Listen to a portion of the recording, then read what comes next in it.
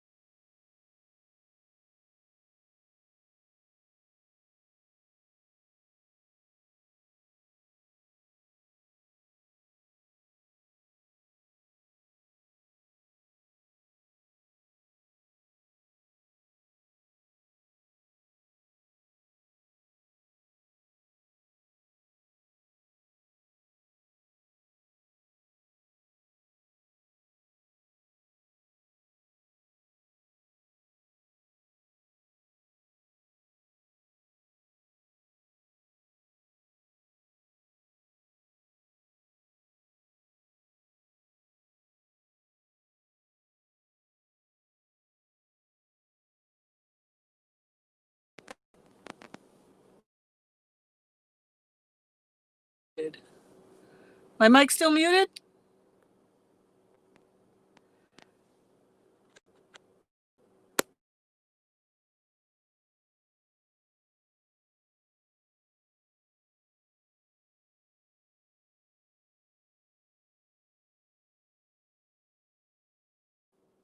Can you hear me? Yep, I can hear you, Pat. Okay, great. We are having some real technical difficulties, which just makes perfect sense because if you're a person who has nowhere to live, you're not going to have easy Wi-Fi access or any of those other things that you need when you need them. Hey Nat, how you doing?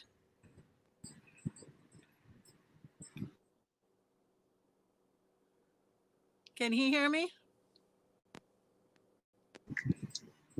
Pat, Nat's mic is disconnected. It looks like he's trying to get it corrected.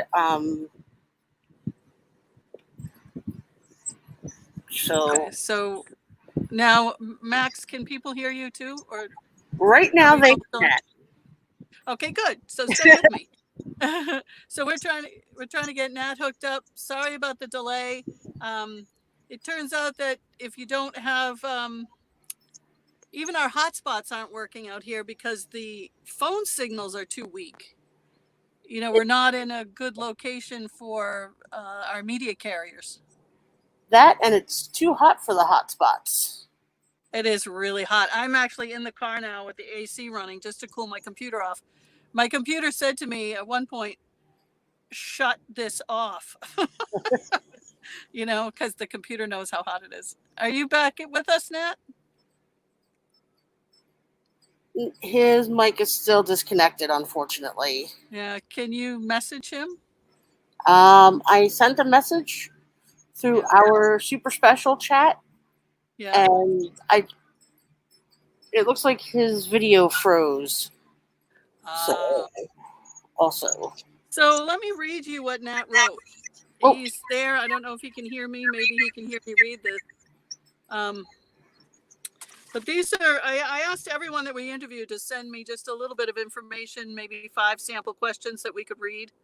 And Nat is the founder of Occupy Homeless, which is on Facebook and several other social media if you want to try and find it. But this is what he wrote. Well, most people just sent me a couple of words, and he wrote basically his story. I call myself Nat so that I can speak freely on different topics. Nat is obviously not his given name. So that I can keep some semblance of dignity without broadcasting my homelessness. I think, you know, that's probably the biggest point. You don't have to be a 10-year-old kid not to have people want to know. And many of the shelters that I've worked in, people lie about where they live so that their coworkers won't know that they're homeless. I knew the task I was setting for myself would be very hard in many ways. It's been harder than I expected. The name allowed me to compartmentalize the job. And as myself, I can be the sort of shy, introverted, reclusive person that I used to be. My appearance is because of homelessness. I broke my personal hygiene habits. My teeth were bad. Food became a higher priority than a shave and a haircut. I stopped looking in mirrors years ago. Seeing myself in video chats was startling and somewhat embarrassing me. Nat, exactly the small, insignificant bug, invisible to most folks, overlooked. It's how society looks upon our poorest, especially the homeless. So, you know, one of the questions I wanted to ask Nat, and if he gets his microphone fixed, maybe we'll be able to get the answer. But one of the questions I wanted to ask him was, how did you find your voice? Most people, the further away they get from homelessness, sometimes they're like, oh, I don't mind talking, and they're willing to join us to do actions, and then they regret that they put their face out there publicly. And Nat has gone in the other direction. Years after his homelessness, he's looking forward to sharing his story. It was my hope to gather others like myself, and collectively we might make enough noise to be noticed and heard. Gnats do swarm, and maybe someday we will be noticed. It's unique because this year, with the pandemic, it seems like the people whose attention Nat is trying to get, the people whose attention I've tried to get, and Diane Nyland and the other people who work to raise awareness, they're a little more willing to listen. And I don't know if that's the tens of millions of pending evictions that make people realize that, wow, this story might be about me soon. But it really seems like people are more willing to hear it this time. I choose the name Occupy Homeless because poverty is a direct result of economic systems, banking. They aren't built to help people, employed people, to keep them employed or housed and prosperous. These systems are designed to profit the few. Occupy was saying the same things. The Occupy movement, which was several years ago now, 2012.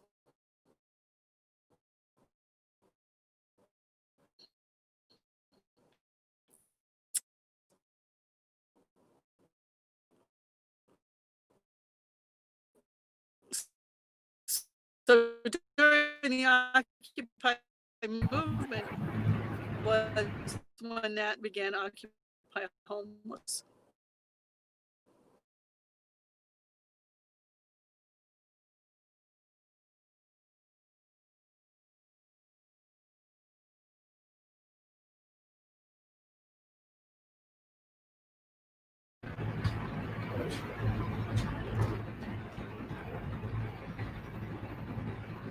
All right. Well, we had some issues with Pat and technology issues. So These things we're gonna happen. get back in touch with Nat after this sleep out tonight, and we will bring his story to you again.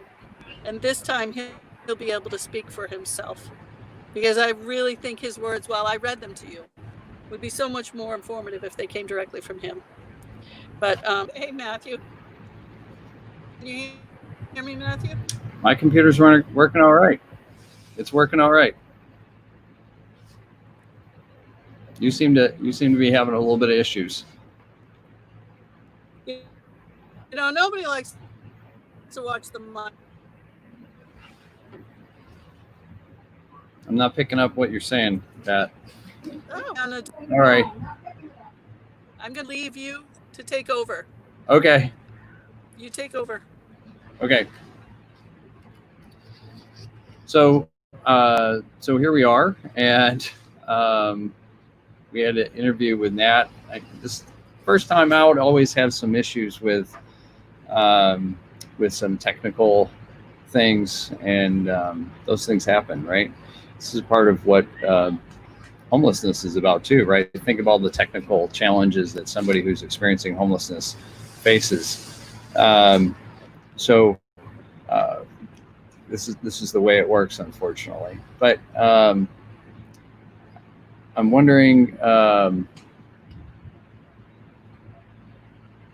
what your thoughts are so far. If you got comments, you can put them in the comment section. We'd be happy to see those. In a few minutes here, we're going to be switching over to our second interview. It's going to be with Crystal Hauser, who is with the Truck Stop Ministry, and we're going to be talking about some of the things that have been going on at truck stops and how we've been able to try and help folks who are experiencing homelessness there, and how we've had to change because of the challenges going on with the pandemic. So I'm going to invite you to just kind of hang on a little bit here, and we'll get Crystal on in just a few minutes. And like I said, we welcome your comments. If you want to talk, with anybody who's here at the Sleep Out at the Park, we're happy to do that. If you got questions, then we're happy to try and answer those as well. And I just want to give a reminder too about the Charles Bruce Foundation, that if you want to, this is a topic that interests you and you want to actually do something about it, I encourage you to get your contact information to them. You can search for them on the web, and we'll have some follow-up as well of what you can do with that. So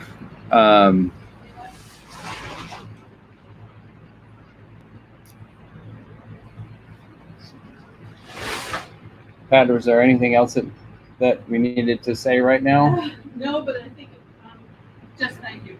Okay, just thank you very much. And there's Pat now. Okay, so then I can leave the studio. Yep. Okay, And then sign back in. we'll sign in a few minutes.